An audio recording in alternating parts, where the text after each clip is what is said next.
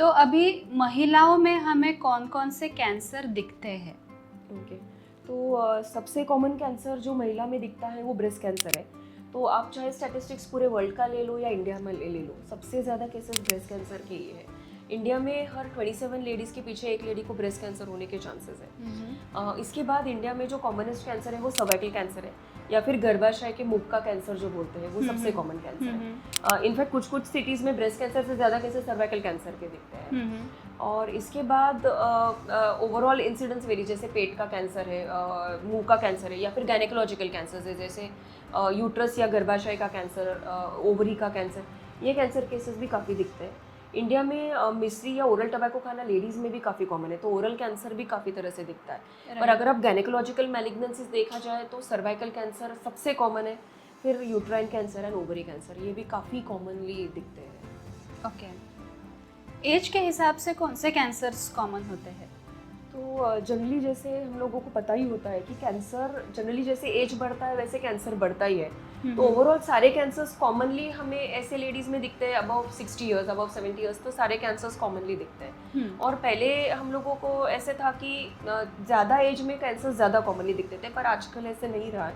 आजकल young ladies में भी काफ़ी सारे कैंसर्स बढ़ रहे हैं। यंग लोगों में कैंसर बढ़ने का रीज़न हमें पता ही है, जैसे हमने अभी बात की, जैसे फॉल्टी लाइफस्टाइल है, एडिक्शंस है।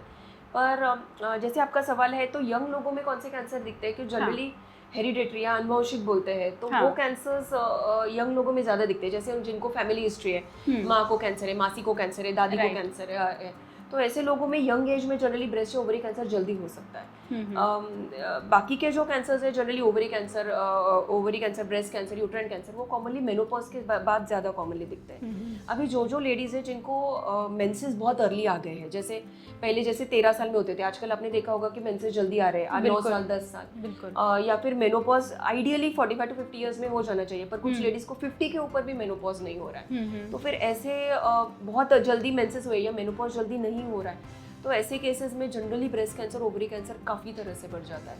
तो और जो यंग लेडीज़ है उनमें कुछ थोड़े से अलग टाइप के कैंसर्स होते हैं। जैसे ओवरी कैंसर में जो जर्म सेल ट्यूमर्स है या फिर सेक्स कॉर्ड स्ट्रोमल ट्यूमर्स है, वो यंग लेडीज़ में ज़्यादा दिखते हैं, वेराज ओल्ड लेडीज़ में ओवरी के जो सीरस कार्सिनोमा है या ऐसे टाइप के कैंसर ज़्यादा दिखते हैं। तो age wise little cancers are different, पर जो हेरिडिटरी कैंसर्स या अनुवंशिक कैंसर्स है वो यंग लेडीज़ में दिखते हैं।